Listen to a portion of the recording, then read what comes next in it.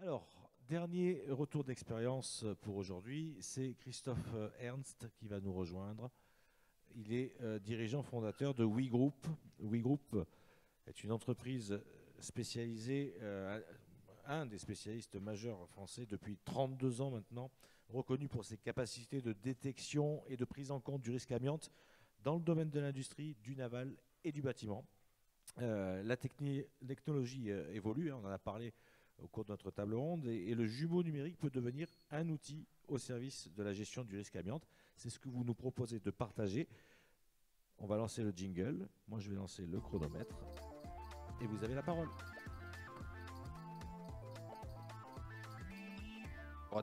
Bonjour à tous, merci.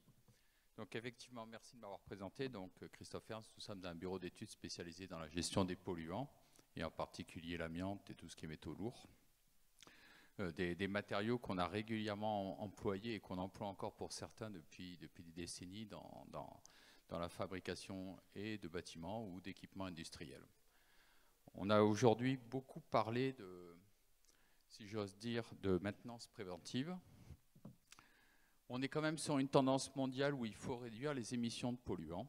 Aujourd'hui, les polluants, on a bien conscience qu'ils sont émis par le cycle industriel, mais on a aussi des polluants qui peuvent être toxiques ou nocifs dans l'équipement de production.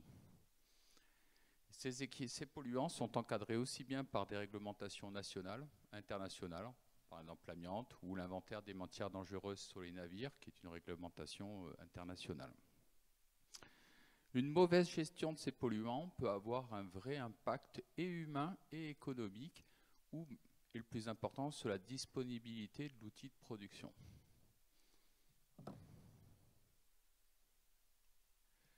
Donc les risques, ils sont divers et variés. Les premiers risques humains, effectivement, on a du risque des maladies professionnelles, avec la possibilité pour les personnes de faire effectivement des recours en faute inexcusable de l'employeur. On a des préjudices d'anxiété, on n'a pas besoin d'être malade, avoir été exposé à un risque peut induire une indemnisation. Donc il y a eu un arrêt de la Cour de cassation en septembre 2019. Le préjudice d'anxiété, historiquement, c'est lié à l'amiante. En 2019, il a été étendu à toutes les substances toxiques et nocives. Ce qui peut induire, là c'est très large, hein, c'est le spectre des peintures, c'est le pétrole, ça peut être tout ce qu'on peut y mettre derrière. On peut aussi avoir un risque pénal lorsque un salarié démontre que son employeur a manqué à son obligation de sécurité. Et après, on va rentrer dans les coûts économiques. Un risque d'indisponibilité du process de production de l'entreprise. Mauvaise détection de l'amiante, mauvaise recherche, absence de recherche par exemple. Vous pouvez prendre sur un arrêt, une maintenance technique, 2 mois de retard. Le temps de faire vos investigations. Retirer l'amiante, un plan de retrait, c'est 1 mois de dépôt du dossier administratif à l'inspection du travail. Pendant ce temps-là, il ne se passera strictement rien. En industrie, un arrêt de production sur un site pétrolier, c'est un peu plus d'1,5 million d'euros par jour. Donc quand vous prenez 1 mois, 2 mois de retard, ça a des coûts phénoménaux. Bien évidemment, on intervient dans l'urgence, donc ça va démultiplier les coûts de traitement des polluants. Un désamiantage, ça coûte très cher. Une dépollution de peinture au plomb, ça coûte cher. Si vous le faites dans l'urgence, ça coûtera 2, 3, 4 fois plus cher. Et bien évidemment, une dégradation de l'image de l'entreprise. Ça, c'est important. Alors, il y a des incidents qui restent confidentiels. Il y a d'autres qui sont plus médiatiques. Hein. On en a encore entendu parler d'un il n'y a pas très longtemps sur un navire de la marine. Donc, ce sont des vrais sujets. Et c'est là où on intervient. On a beaucoup parlé de la maintenance préventive, donc la nécessité d'anticiper les pannes, la cartographie, la numérisation, la digitalisation. Et une composante importante, c'est effectivement l'intégration dans ces outils des polluants présents dans votre outil industriel. Le spectre est très large, hein, comme je vous l'ai dit, c'est l'amiante, c'est les peintures au plomb, c'est les métaux lourds. Donc, faire une cartographie exhaustive, la plus précise possible.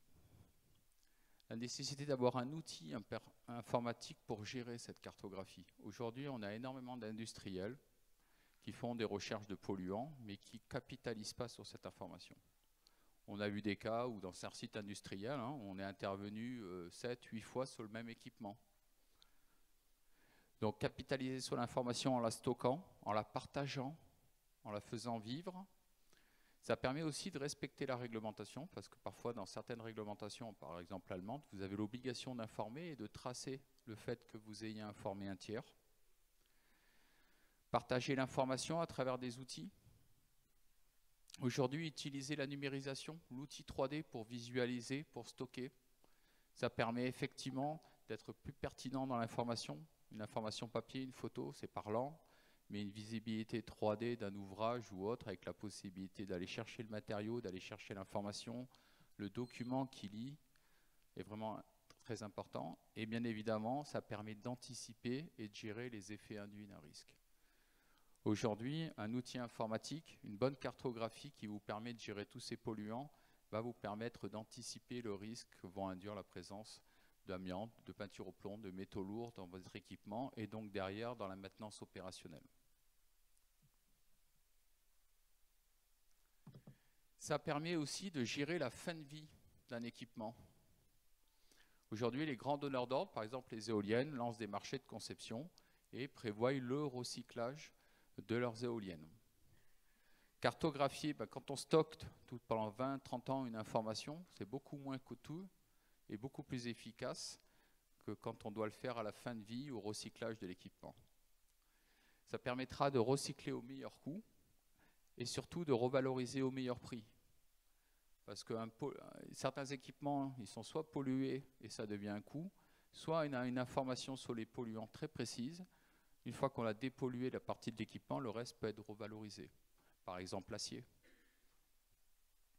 C'est un vrai enjeu aujourd'hui, aussi bien de santé publique et d'environnement. Je ne peux que vous engager aujourd'hui à vraiment axer la gestion des polluants. C'est un risque, je vous l'ai dit, pour les personnes, l'exposition des personnes au quotidien, et puis d'ailleurs des vrais coûts sur les arrêts techniques, la maintenance.